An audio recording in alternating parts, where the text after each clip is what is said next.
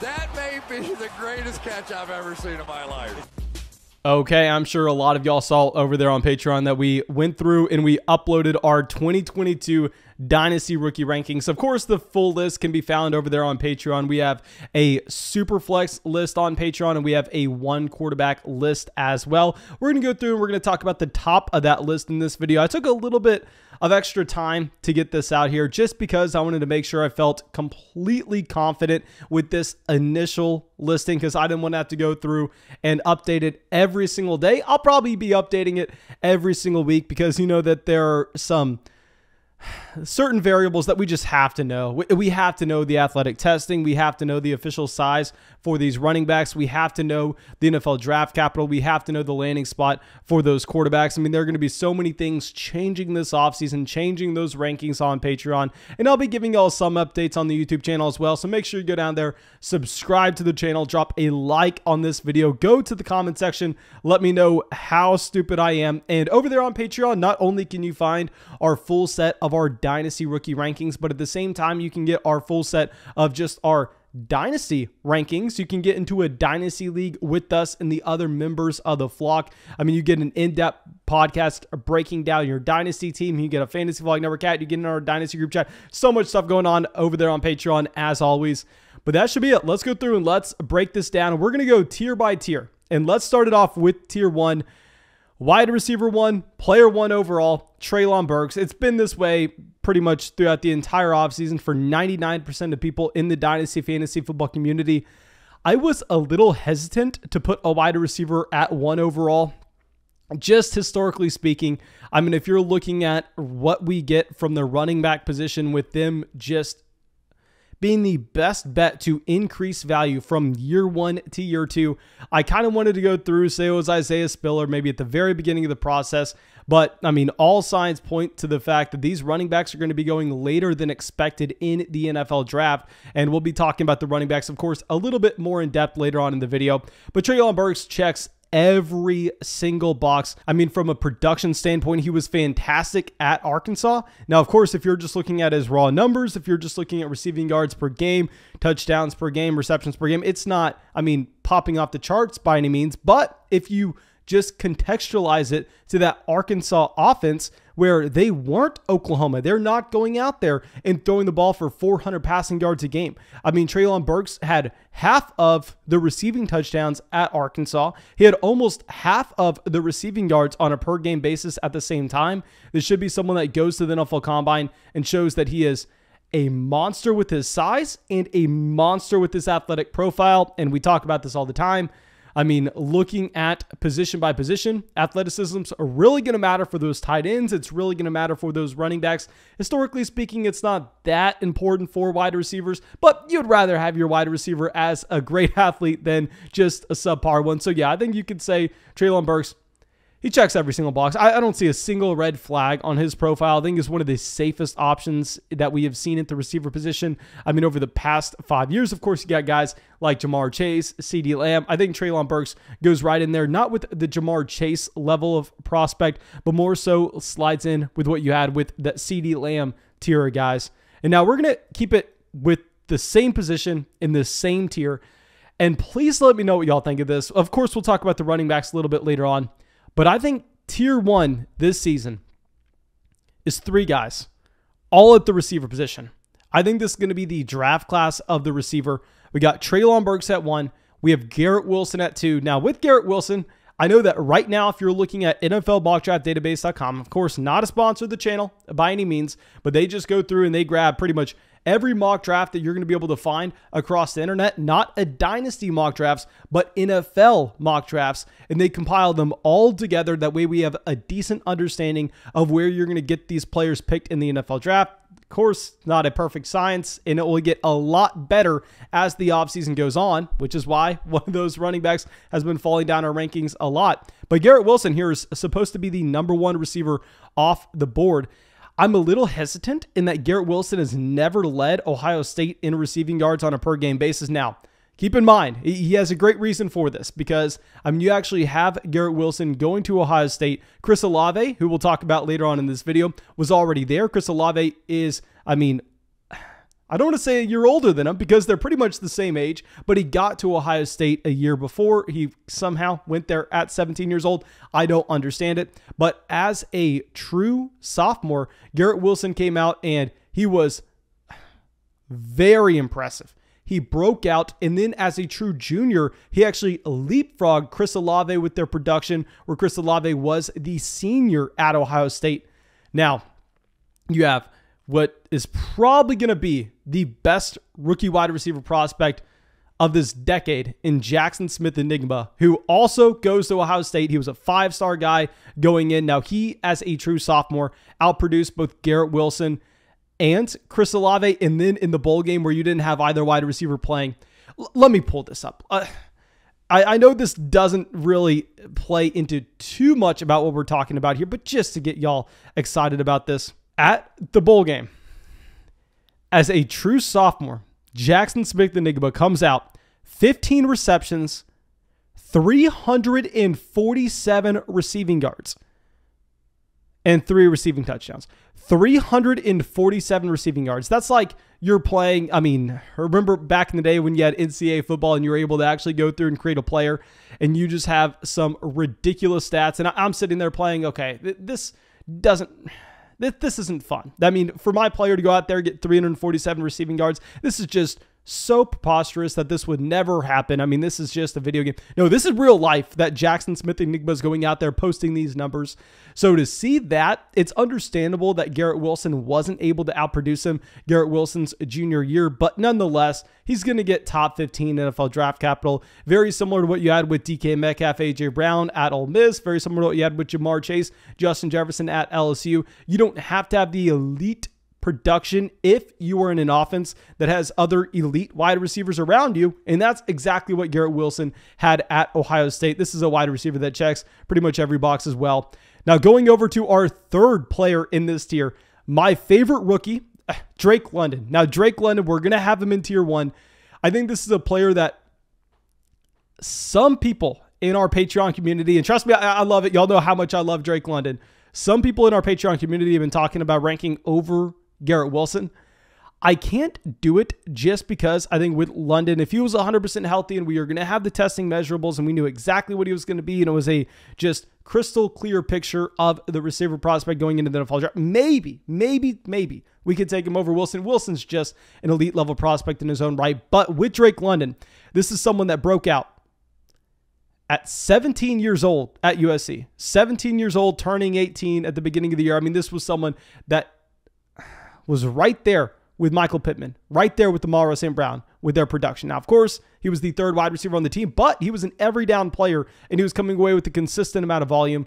Then his true junior season on the same roster as Amon-Ra St. Brown, when St. Brown was a true junior and Drake London was a sophomore that was 18 turning 19 that year. Drake London outproduced Amon-Ra St. Brown on a receiving yards per game standpoint, which is 100% the main category you want to be looking at. If you're looking at receptions per game, what the hell are you doing? I mean, just two completely different roles.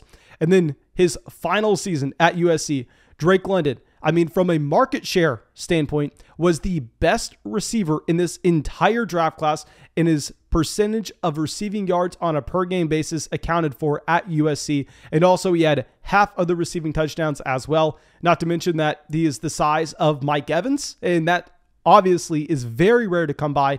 And I know a lot of people are going to be mainly focusing in on the size, and that's going to be the headline with Drake London. The headline should be the production. The headline should be the fact that, I mean, at 17 years old, he was playing alongside Michael Pittman when Michael Pittman was a senior, and he was going through and having similar levels of production. He's 20 years old right now. Drake London's going to be a fantastic receiver, and I could not be more excited about him. We will have him in tier 1. Now let's go down to tier 2, and this is going to be the harder tier to rank, and I honestly think that as this offseason progresses, you could have any of these top 8 players going through in any order. And at 5 right now, we are going to have Matt Corral. Now, I know a lot of people have been coming out talking about you don't want any quarterback from this draft class, that no quarterbacks should be going inside the top 10. And of course, this is super flex. One quarterback, you can find those rankings on Patreon, but Matt Corral being much lower than this. While yes, this is a bad quarterback class, I think people are overreacting based on the previous year that we had. We've seen this time and time again with people that are new into Dynasty Fantasy Football, that they go through and they take a small sample of what you have the previous season and they just have an overcorrection to that, where they see the failures of Trevor Lawrence, of Zach Wilson, of Trey Lance, of Justin Fields. And they go, okay, well, I mean, those quarterbacks were better prospects than Matt Corral. They were better prospects than Kenny Pickett. If they failed, then these other quarterbacks are destined to fail at the same time. Now, we are going to need to see the capital. We're going to need to see the landing spot. But right now, Matt Corral should be a top 10 pick in the NFL draft. And the reason we're going to have him here at 5 is because he does have some rushing upside. Now, he's not going to be Jalen Hurts. He's not going to be Trey Lance. But he is going to be someone that can consistently get to 300 rushing yards at the next level. And if you have that level of security where you can get to 300 rushing yards and 6 rushing touchdowns, that's going to give you access to being that top 12 quarterback in a 4-point passing touchdown league. I'm not going to come out here and act like we're grinding the tape.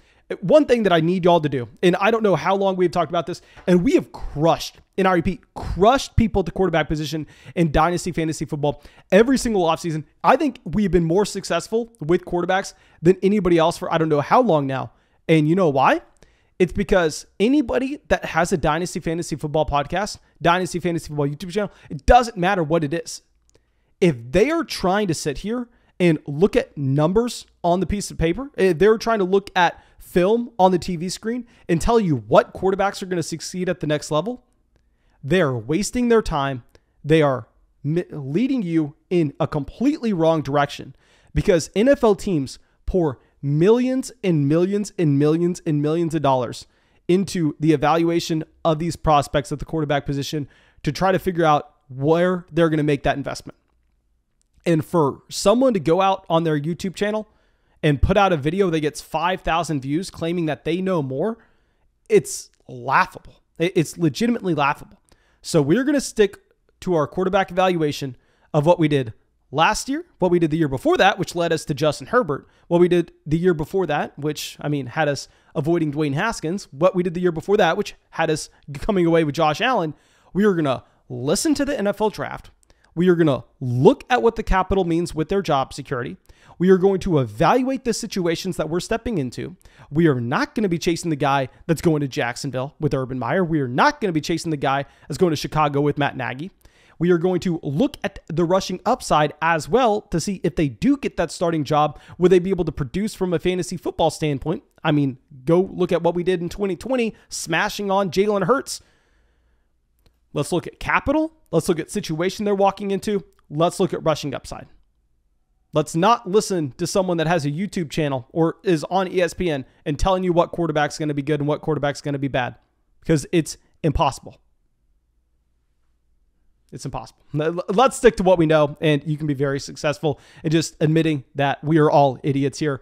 And going to our next player in this tier, we're going to have Isaiah Spiller. With Isaiah Spiller, going to be a good pass catcher coming out of Texas A&M. Obviously, hook 'em horns.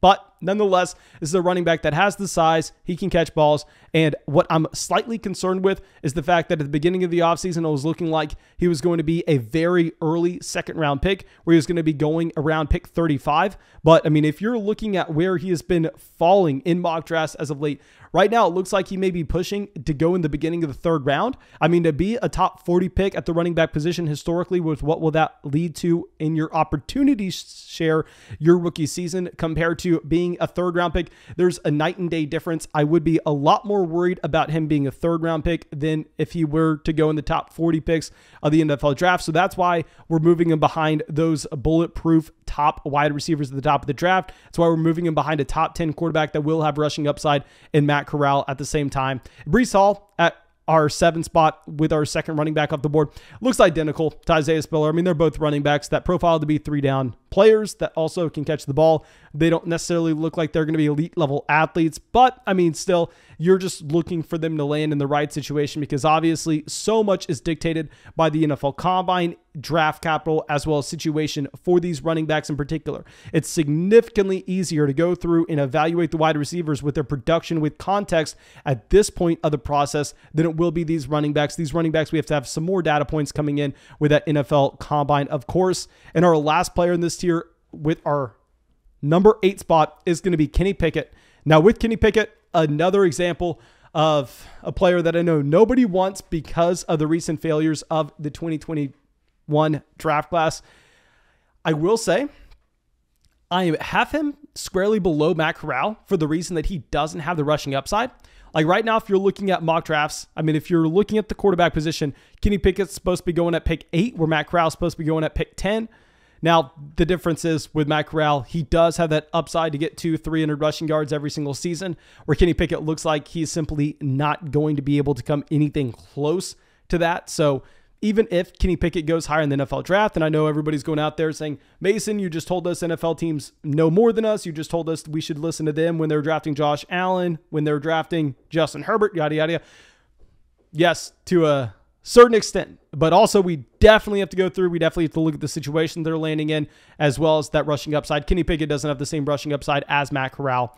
And now let's go down to our next tier. We're going to be going to tier 3 here, leading us off with the number 1 running back off the board, at least how it looks like in the NFL draft, but he's going to be our running back 3 in Dynasty. This will be Kenneth Walker. Now, yes, y'all know I love draft capital at the running back position because draft capital, I mean, directly correlates to opportunity their rookie season. However, the issue with Kenneth Walker is this is a running back that doesn't necessarily look like he has the prototypical size to be a workhorse running back at the next level. And most importantly, very worried about his receiving game capabilities. I mean, this is a running back that I believe only had 13 receptions his final season at Michigan State. Now, of course, he was a transfer. I know he was fantastic at Michigan State at the same time, but I am going to be very worried just about the fact that if he's not coming in and weighing 220 pounds, like, you probably should be a good pass catcher. And if you're not going to be a good pass catcher, what exactly is the upside here? We're going to be talking about a first and second down grinder that may not be able to see 20 to 25 carries in a single game. That's kind of what you need. So I think if Kenneth Walker even is the running back 1 off the board, even if he goes, say, 20, 30 picks ahead of Isaiah Spiller, if we're playing in a PPR format, give me Isaiah Spiller, just given the fact, I mean, if we're looking this up, let me pull up some raw counting stats. Now, y'all know what we have found historically speaking, because you have to contextualize all this production in college, because one offense is going to be wildly different than the other, is instead of looking at just raw receptions, instead of just looking at raw receiving yards, at the running back position, what's going to be a lot more predictive is actually going to be their target share in their offense. And you can look at the fact that Isaiah Spiller is significantly ahead of Kenneth Walker. But just to give it some raw numbers behind the situation, you had 74 receptions for Isaiah Spiller in his 3-year career at Texas A&M. Where if you're looking at Kenneth Walker now, yes, I understand. Yes, true. I mean, his first 2 seasons at Wake Forest, I mean, he really wasn't a full-time player, at least his freshman year. I mean, you're looking at his second season there. I mean, this is a running back that came out, almost averaged 2 rushing touchdowns. A game he was fantastic. But nonetheless, 19 receptions through his 3-season career. So, I mean, you're getting more receptions in a single season from Isaiah Spiller than you're getting in 3 years combined for Kenneth Walker. I think that we're going to go through. We're probably going to be fading the running back that doesn't look to be an elite pass catcher at the next level. Now, our 11th player off the board, and I believe this is going to be our wide receiver 4, is going to be Chris Alave. Now, with Chris Alave, I get it. Yes, this was someone that definitely needs to be lowered in your rankings based on his final season at Ohio State. I mean, have Jackson Smith-Njigba, who we've already talked about being an elite level prospect for next year's draft class, and also Garrett Wilson, both outproducing Chris Alave. Now, historically speaking, it should be very concerning for a player that is a senior to be outproduced by someone that is a true junior. But it's a little bit of a different scenario here, where if you're looking at Garrett Wilson, we have Garrett Wilson ranked as our 2nd player off the board in Dynasty rookie drafts here. So he is already established as probably an elite level receiver. And then also, we've already talked about Jackson, but he's going to be better than all of them. With Chris Alave and Garrett Wilson as well, it's not like you have, I mean, a 22-year-old Chris Alave and a 20-year-old Garrett Wilson, and Garrett Wilson's more productive. The difference with their age is less than a month. They are identical with where they were born. Now, I don't necessarily think we can hold it against Chris Alave that he decided to go to Ohio State at 17 years old, and he decided to get that process going a little bit faster. At the end of the day, he is still a receiver that has been dominant before at Ohio State among great competition. Someone that everybody really was excited before the injury about was Jameson Williams. Chris Alave, I mean, literally spat on Jameson Williams and kept him on the bench. He said, "You're not allowed to see the field while I'm here." I think Alave is going to be someone that ends up being undervalued in Dynasty Fantasy Football. I mean, David Bell is going to be our 12th player right after Chris Alave. I know everybody and their mom would rather have David Bell over Chris Alave at this point. I mean, if you're looking at David Bell, his production profile is a little more just clear cut, where every single season he got better, he got better, he got better. He left after 3 years, which is obviously what you want to see. But he was at Purdue. He didn't have the same level of target competition that you had with someone like Chris Alave. And another thing that we need to talk about is right now it looks like David Bell is going to be going in the middle of the second round, where Chris Alave is going to be the second wide receiver off the board in the NFL draft. That kind of capital, it does make a difference. I know NFL draft capital doesn't matter nearly as much at the receiver position as it will at running back and quarterback, but still, it is something we can bring up. I almost want to admit that in a Superflex league, I sat here and I thought about it for quite a while. I even pulled up some highlights, even though obviously that doesn't matter at all, but just trying to get anything I could to push me over the edge and rank Malik Willis ahead of David Bell. Now, with Malik Willis, he should be a late first-round pick, an early second-round pick, which, of course, if you're speaking about over the past 10 years with what you've seen from quarterbacks in that range, I mean, someone like Paxton Lynch, Jordan Love, perfect examples of those players that go at the end of round 1, the beginning of round 2. They're not guaranteed starting jobs. I mean, while, yes, they maybe have some upside, you don't know if they're actually going to be starting in the NFL. But with Malik Willis, just like how we discussed this with Jalen Hurts in that 2020 draft class, one reason why I'm probably going to be drafting him everywhere is even if he's not guaranteed a starting job at the next level, if he does start for an NFL team, I can guarantee you the second that he gets put in the starting lineup, we said the same thing like with Jalen Hurts, you would go through and you'd put him in your fantasy lineup. And that's just based off the rushing production alone, the rushing upside alone.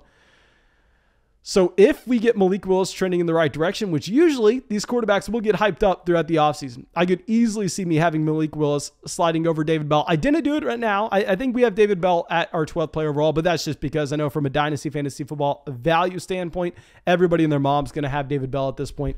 But of course, thank y'all so much for being a part of the flock and supporting the channel. I really hope that y'all enjoyed this video. I really hope y'all got something from it. Go down there, drop that like, leave a comment, subscribe to the channel, and I hope we get to see you out with the video tomorrow.